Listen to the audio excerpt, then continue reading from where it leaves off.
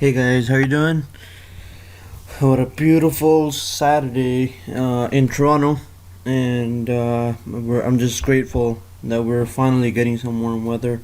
It's about plus 19 today, Celsius, of course, and I can't thank the Lord enough. It's just fantastic. It's an amazing day, and let's do this. I've been using YouTube for over a decade now, or ever since it started up. I think it's been since it was 2000 or 2001, and basically I've seen people like I'm a very shy guy, and to me it's always been hard to just speak about my own personal stuff and so on. Um, so I've just been coming around and becoming open with it and becoming normal with it, because I've been seeing people make all sorts of videos, and I'm just talking about myself. Shouldn't be a big deal. So I just thought, hey, you know what? The people that I'm gonna be working with in the future, they should know where I'm coming from and where I stand, and I know how what my past is and where I've been, so I can relate to you. You guys are going through the same thing that I went through, and I want you to know that this cycle is gonna go on for years and years and years. In a few years, you're gonna be where you're going to be where I am, and someone else is going to be where you are, and then hopefully you can help them out in the future as well. Now, I just wanted to go over some of the major trades. I used to be mostly an investor for majority of my life. I just leave my money in a stock and see where it takes me. It did work for me, but it couldn't become a career for me. I needed a regular cash flow coming in, instead of just waiting years and years to make 5 to 7% on the money that I had. So I said, you know what? Let's take this and let's learn this, and let's see where it takes us. I used to own an automotive repair facility in Scarborough, which is a part of Toronto, and Toronto has become huge now. They're trying to make it as big, for the New York of Canada, and it's going to be huge. It's going to be on the map in a couple of years. Everyone's going to know what Toronto is. But that's besides the point. The fact of the matter is, I used to own a shop here, and I used to work almost like 60 to 70 hours a week. It was very difficult. It was the business was ran by myself alone, and it wasn't a family business where I had help from family or anything. Everybody was doing their own thing, and it wasn't the best thing ever. But I worked hard. I learned a lot from it. I learned more from the business itself than what the business has brought me financially. Before, when I was going into the business, I had one opportunity to do one thing, and it was just to run that business. But when I left the business, I had multiple opportunities to do multiple things, and the best thing that I found was the most driving was stocks.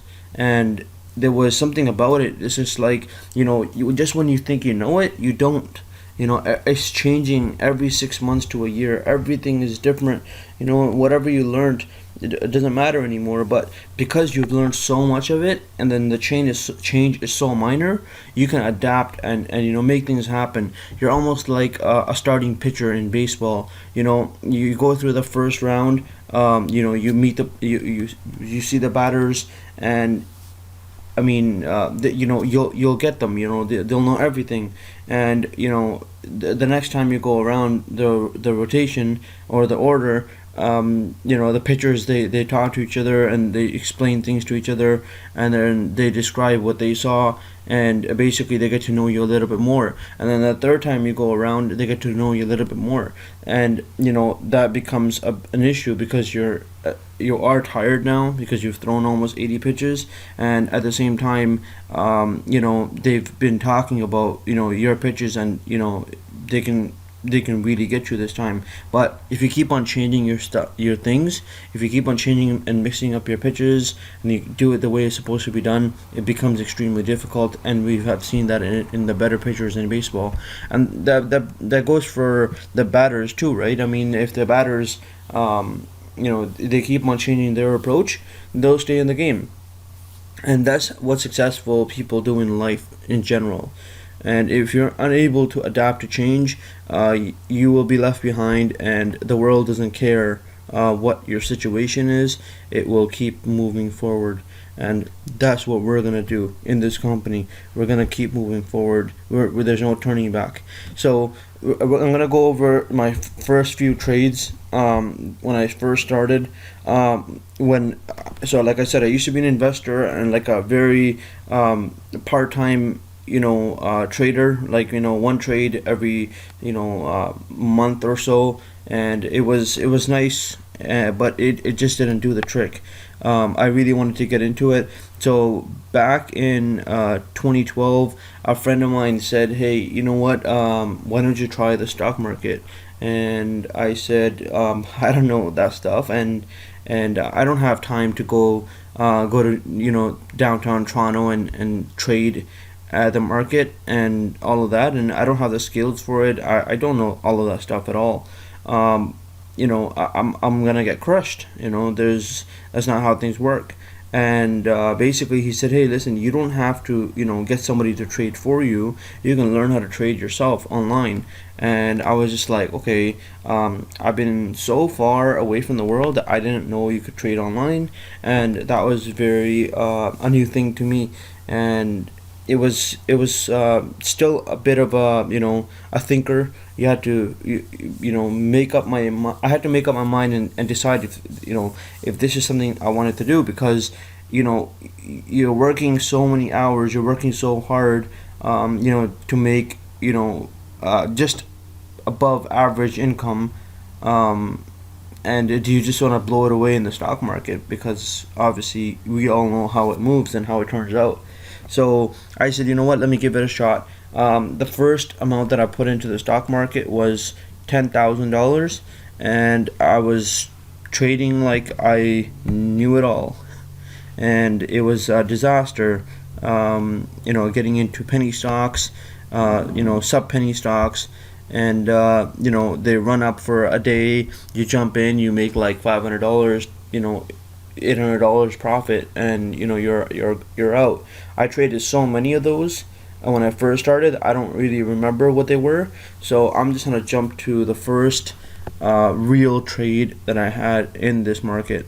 And the trade that I had was Arna, and I was alerted Arna between $5 and $6, and it was all based on speculation. It was right around here, and right around here between $5 and $6, and I was told it's gonna run up to like $25, $30. Just put your money in and forget about it. I didn't really like it was difficult to just forget about it and put all my money in there.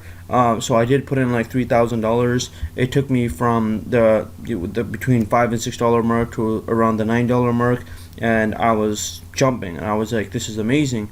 There was in this mark here somewhere, it was a very volatile day, and it was going up and down really fast, and I was just like, oh my god, what do I do? I was also working, right? And it was a business where I had to speak to the customers, so I was just like, I don't know what to do, and I sold it. That's amazing.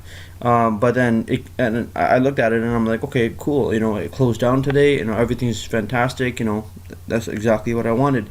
The next day it gaps up, and I didn't know what gaps up meant at that time. But next day it gaps up, and I'm just like, okay, darn it, I should have stayed in. So I get in again around 9:50, and I hold it until the FDA date. And the FDA date comes around, and this thing is halted at noon, and it was halted from 11:50, I believe, and it jumped to like 13:50 for like maybe 5 seconds, and it dropped to like $11. And the person that told me is gonna go to $20 or $25, which was the brother of a friend of mine. He was just like, no, don't worry about it. Just stay in there. Everything's gonna be fine. And I'm just like, okay, all right, because he had his money in there as well. So I gotta be fair. And then my friend had his money in there as well. So I was just like, okay, so they know what they're doing. That's fine. That's cool. And we never saw 1350 again, ever. You know, we saw multiple exchanges between $9 and $11. It did it maybe like 5 or 6 times, and there was a chance to make the money back there. But I didn't know what channeling was at that time. I didn't know how they get, how they take a $10 stock or $11 stock and they trade it as if it's gone up to $30. I didn't know that stuff, and that's exactly what happened with the stock, and I was just baffled. And I did eventually sell out. I at the end of it all, I didn't make any money because obviously the genius that I was, I took the profits that I made from between five and six up to the 950 mark. I took that, and then I put some more of the money that I had because I was just excited. And at the end of it all, I ended up selling it around the 950 mark again, and luckily I did, because I was still being told, this is just a shakeout, it's gonna go up, and you're gonna regret it, this is gonna change your life, and so on and so forth. So that happened. It was okay, but again, it was my first trade, so I remember so well, and I just want to say that I've been in your shoes. I've been there. I know how it is. I know exactly the feeling a person goes through. It's so fast, and I would imagine it's the same thing if we were to go play baseball right now, and David Price was pitching to us. How would it be for us? It would be ridiculous. We would be like, okay, what's going on here? Like, where did the ball go? Because by the time you blink, the ball will be in the catcher's glove. So that's that, and it's not the end of the world as long as you keep pushing, you keep learning. At that time, I had no idea what a day trade was. Like, forget about it. This was like a long-term pick that I messed up on, and then after long-term trades, you have swing trading, and you have to learn swing trading, and then you have to learn day trading, and there's probably another level in between which I never got to experience that probably does exist, but that's how things go, and life is beautiful. Life is beautiful because you learn from your mistakes, and you as long as you plan to keep moving forward, you will be just fine. So, like, I'm not gonna remember all of the trades, but one of the next trades that I had that I really did that was a funny situation was a company called Questcore. I can't find the map. I can't find the chart for it. I've been looking for it. It was actually bought out at $96, I believe. That's a funny story because Questcore, right after Arna, we got into HZNP, and that did something funny as well, which I'll cover after Questcore, because Questcore is a funnier story. Questcore fell from $56 to around $28, which is around 50%. And when that happened, it was all over everywhere, and we did well again. It was me, my friend, and myself. We were smart. What we did was, we're like, okay, it fell 50%, and isn't this what Warren Buffett said? Buy when others are in fear, and sell when people are being greedy. And we were like, okay, this is fantastic, this is perfect. So whatever little bit that we had left, like $4,000 or $5,000 I had left after the Arna trade, I took all of it, not knowing that you're not supposed to put all your eggs in one basket. I took all of it and I threw it into Questcore, and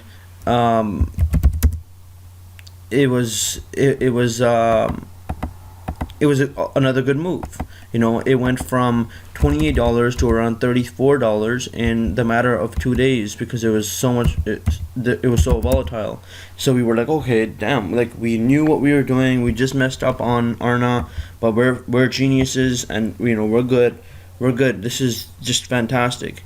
So again, we did it, and that was a Friday or a Thursday, and then Friday it goes higher. We bought it on a Thursday after the drop, and then Friday it goes higher, and we're like, this is beautiful, and we sold it at 34. It dropped down to around 32.50, and we were like, all right, let's do it again. So we bought it again at 32.50. This time it went back up to around $33, and that was after market. Monday morning when we woke up, there was news that the government was investigating Questcore for its recent, drop and their activities and so on, and it fell to $18, I believe. So it kept on dropping pre-market. We ended up selling at around $20 because we had lost around, $12 or $13 a share, and we basically said, okay, let's sell it for a loss. No big deal. It'll be fine. It went down to around $18 or $17.50. I'm not 100% sure. And in 3 weeks, I'll never forget it. In 3 weeks, it went from $18 back up to the $34 mark, and I was just like, what's going on? And that company never stopped. It just kept on going and going. In a year, in a few months, it went from roughly $17.50 up to around $96, and it was eventually bought out. Maybe it was more than a year to a year and a half, but that's exactly what happened. And I said, you know what?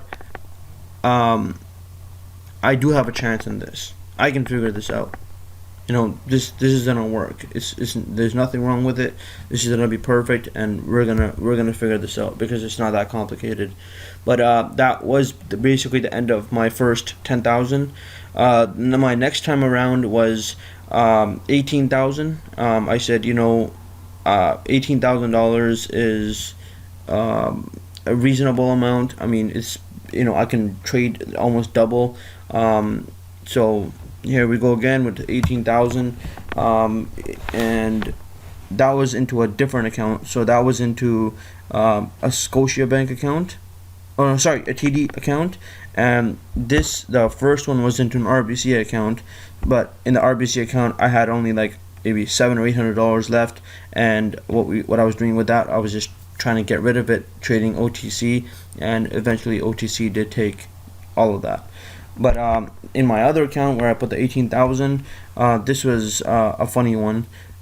This was again another one of those, oh yeah, FDA approval coming, it's gonna be approved for sure, just jump in, and everything's gonna be fine. So we got in around the 550 mark. We were doing okay. It was exciting. FDA approval comes out. It was after hours that the FDA approval is announced, and the approval was given to the company, and the next thing you know, it's dropping, and it drops down to like what? This is exactly where it fell to. It was 747 is where it opened up the next month, and we ended up selling for pretty much even on this trade here. But I think there was a profit, but it was a very small profit, and that's pretty much what it is. So these are just the 3 trades that I remember, and none of them made sense to me because I'm like, okay, FDA approval, it goes up to 1350 and it comes back down. But I heard FDA approval is a good thing, and it's supposed to move the stock price higher. I didn't know that they like to include the price of the FDA approval in the move for the past year or a few months or whatever the case might be, or a few weeks. I didn't know that there was something called a run-up. So this is just a few examples of my first few months of becoming a full-time student of the trade. And you can see what happened here again. It happened a few times, and that's just how it goes. In the next minute or so, I'm just gonna go over some really good trades that I was a part of. I got into this around the $7 mark. I was also advised that it was a good company. It was producing a lot of new subscribers or members, because they are basically the auto trader of China. And at the same time, auto trader had a 30% stake in the company as well. And not looking to make the same mistake that I made before, I said, you know what, I made a small profit from 750 to around the $10 mark or the 1050 mark. So I made a small profit, of like maybe $700, and I said, you know what, I'm happy, I made a profit, and that was that. And then look what happens here. It just completely takes off. So I've been lucky from the beginning, but it was just a lack of experience. And this was bought the same time as Beta, and again, this was around the $8 or $9 mark. I'm not too sure. I made a good 15% off of this, and I was happy, and I sold it. And then you can see what happened here. This is just a few of them. If I had known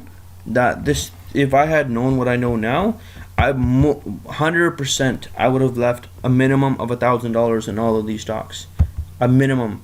And it took a lot of time, and you can see that the time is all around the same time, because this is when we were learning this stuff. And this was Pandora. This is around the $12 mark.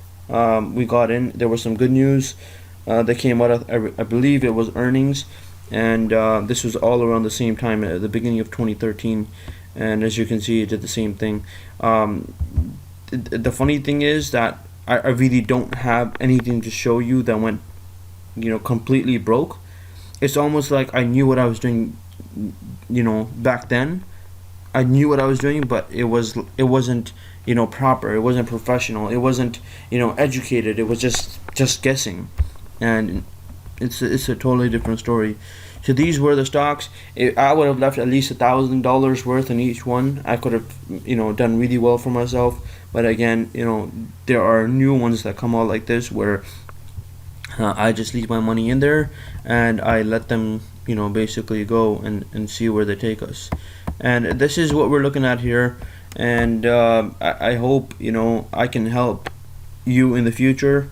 I hope this video itself helps you. It encourages you that you shouldn't give up. You should keep moving forward. And if it's not with me, if it's not with our company, the other traders in the company, we highly encourage you to not give up and just keep moving forward. There is light at the end of the tunnel. And most successful traders, they've been down this very similar road that I'm showing you here. It's a very similar concept, and I'm sure all of them remember their first few trades as well. And that's pretty much it. One company that I'm gonna go over right before I close this video off, I can't remember what it was. It was a clothing company. It was around $1.50, and it went up to $2 within a couple of days of me buying it, and I didn't sell it, and it fell back down to like $1.09. And that was one of those days where I was like, you know what, I'm fed up, I'm done, I'm not doing this anymore. I'm just gonna do what I'm doing. I have a nice business going, and I don't want to do this anymore. This is too stressful, and it's just a disaster. But think about it.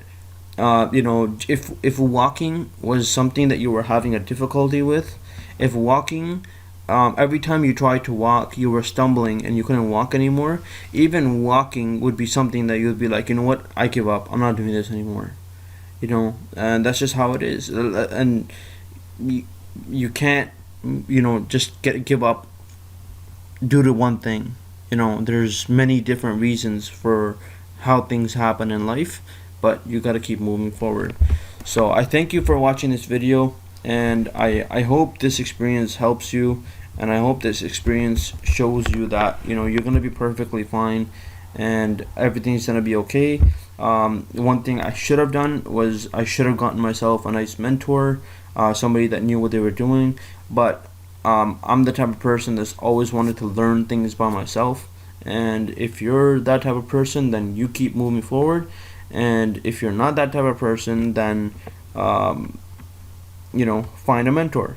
And if just so you know, a mentor will probably save you 5 to 6 years, because you're gonna make a lot of mistakes and a lot of money as well. Don't get me wrong.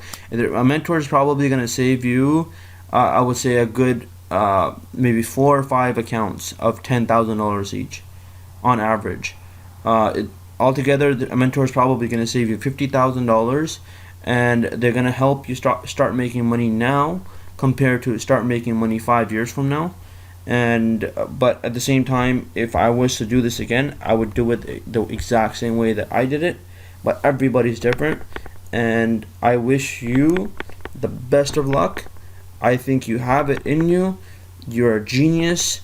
You're amazing. You've done some amazing things in life, and I think you're gonna keep moving forward. And I think you're gonna get rid of all the doubters. And I think at times the biggest doubter is in your own head, and you have to destroy that doubter. Keep that in mind. And also remember one thing: we are Phase M Trader, and we try harder.